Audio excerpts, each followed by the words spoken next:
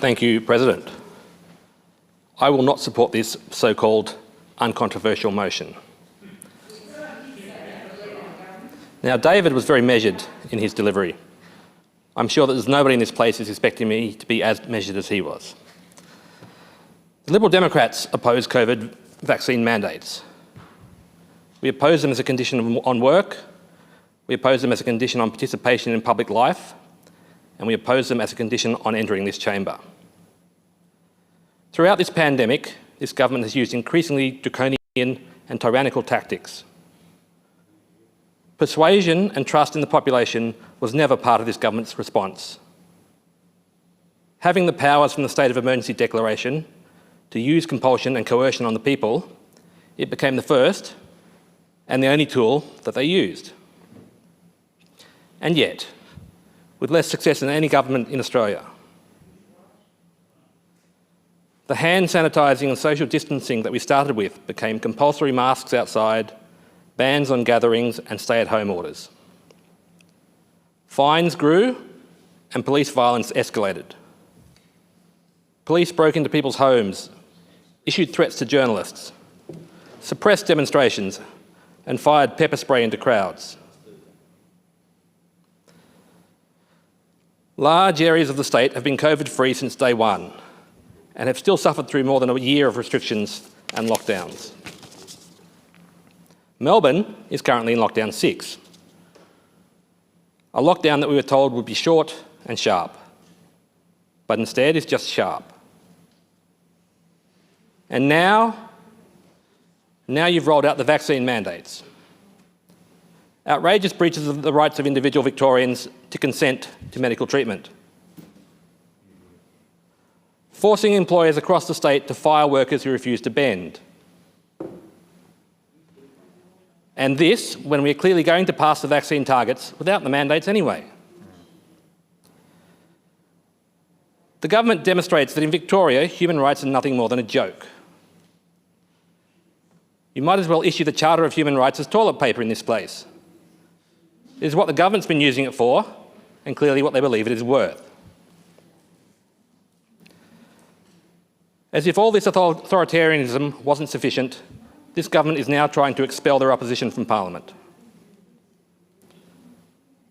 This motion is designed to suspend members of Parliament who oppose vaccine mandates. It's a deliberate effort to subvert democracy. You can see it in motion. You can see it in the motion. If this motion succeeds, you'll notice that almost everyone in this chamber is vaccinated. Well, they are, in their own eyes, protected from COVID.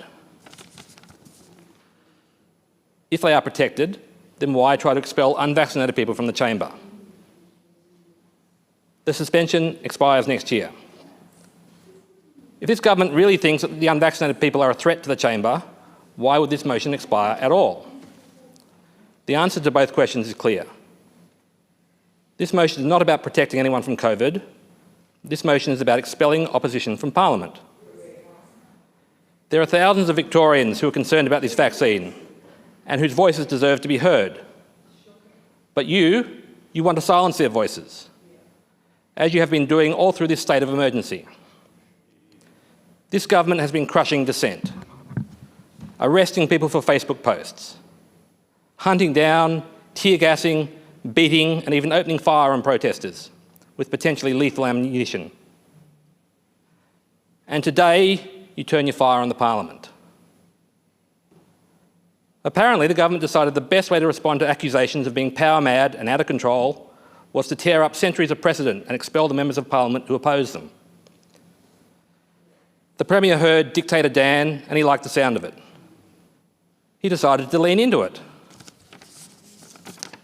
Drunk on the state of emergency rule by decree, he wanted more power and no voices to speak against him. They say you should never go full Godwin, but it's not me choosing to open that door today. This is not the first time in history we've seen members of a Parliament being expelled. Many will hopefully remember from their high school history lessons how in 1933 in Weimar, Germany, the Nazis purged the Parliament of opposing voices so they could gain a 2/3 majority. before passing the enabling act that allowed them to rule by decree. You might not like that association, but this is a historical company you're joining today with this motion. The company that any MP that supports this bill today chooses to keep.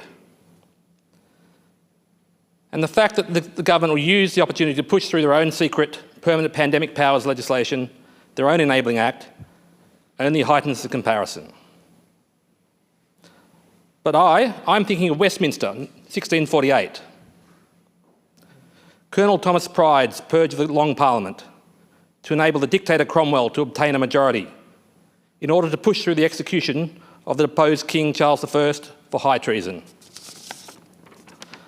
Before, Cromwell then went on to dismiss the Parliament and rule by decree. Well, congratulations. You too will get your own little footnote in history. Lord Protector Andrews and his lackeys.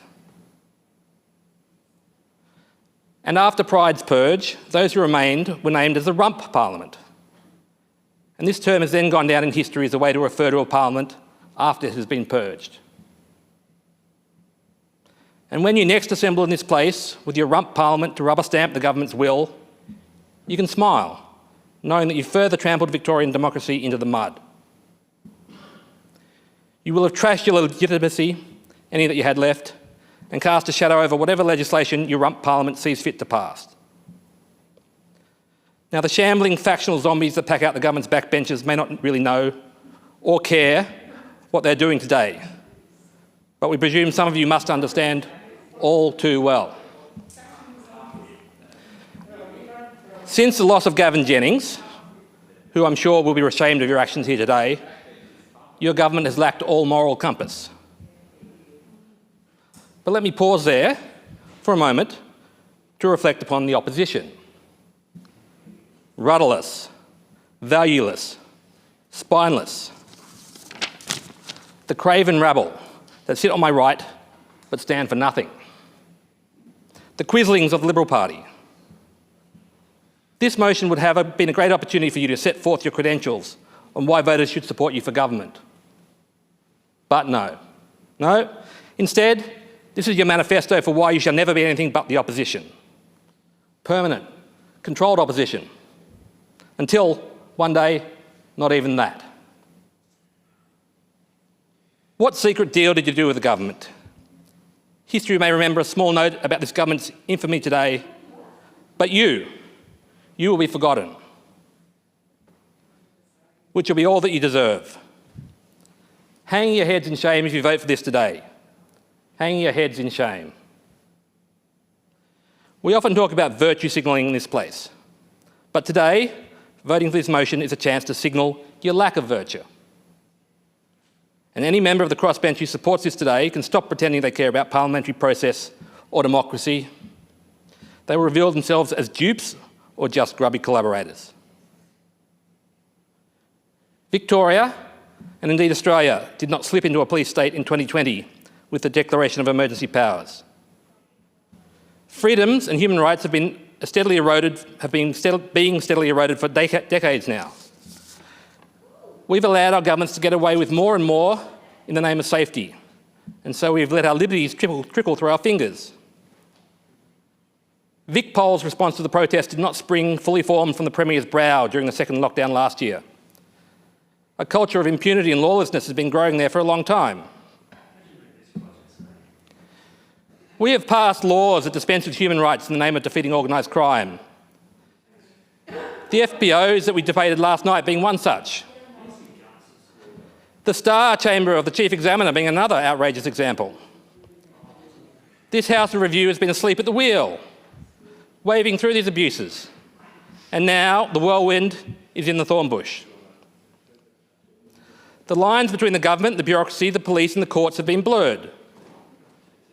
Separation of power is no longer a thing in Victoria. This state needs a Fitzgerald Royal Commission to dig into the muck. The stand we take here today is not a fight against vaccines. I have never made a secret of the fact that I am pro-vaccine. I got my vaccine shots as soon as I was eligible. I continue to encourage people to get vaccinated, especially if they fall into a risk category. The stand we take here today is not a fight for ourselves.